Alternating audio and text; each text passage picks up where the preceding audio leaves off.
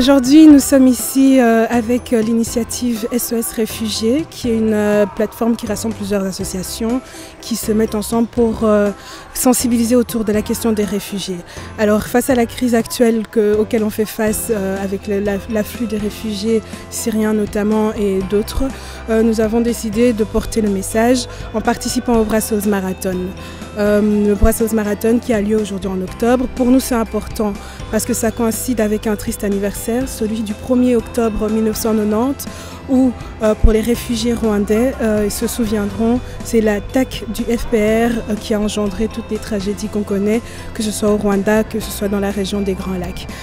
Au-delà de ça, c'est également en octobre 1996 que la destruction des camps, notamment principalement dans le pays de la République démocratique du Congo, a eu lieu.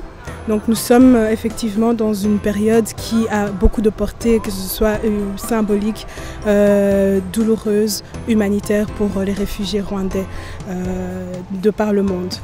Au-delà de ça, il ne faut pas oublier qu'en 2010, c'est également une lueur d'espoir qu'ont eu tous ces réfugiés avec la sortie du Mapping Report qui était en octobre 2010, qui semblait mettre le premier pas pour rendre justice à toutes les victimes de ces tragédies, notamment avec la destruction des camps, avec des crimes qui ont été commis en masse contre ces réfugiés-là.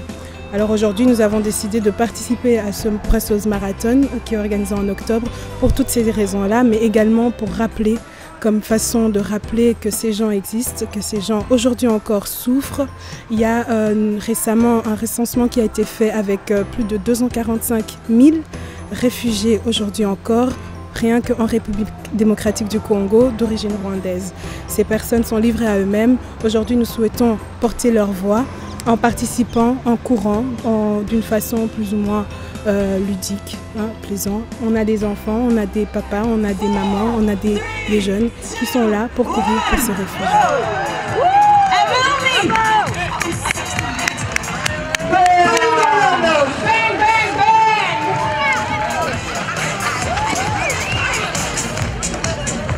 SOS Refugees.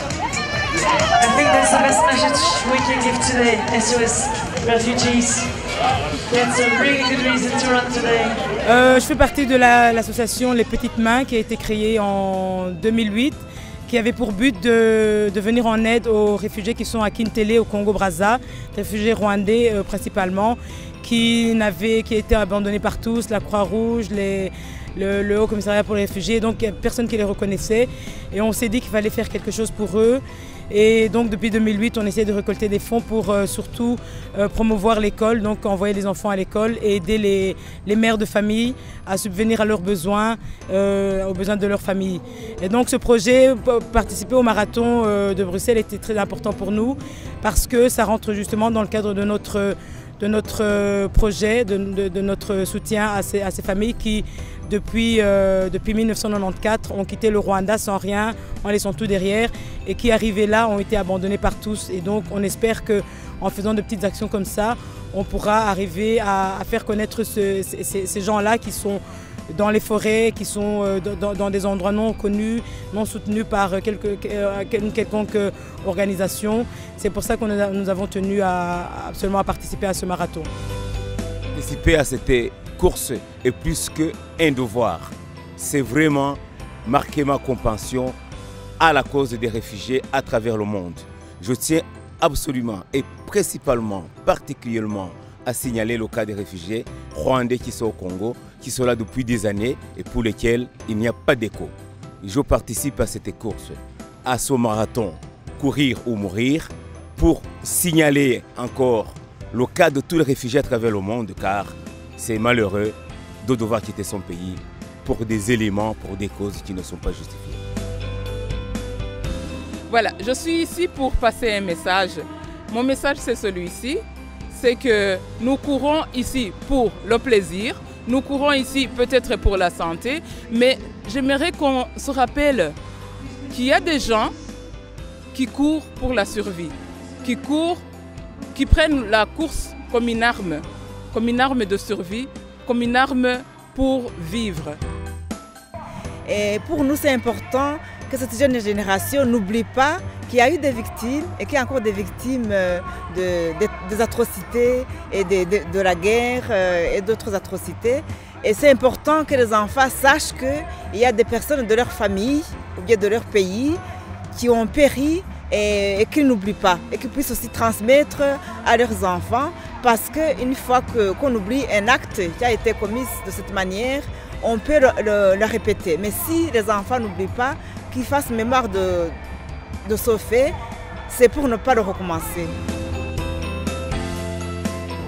Voilà, je suis Eli Mukunzi, je suis membre du système ASBL. Je trouvais ça important de participer au marathon de Bruxelles pour qu'on soit ensemble pour montrer que ces réfugiés sont toujours là, qu'il ne faut pas les oublier, même si parfois ici on est dans notre propre, dans notre confort ici, mais il y a encore beaucoup de gens qui souffrent du jour au jour.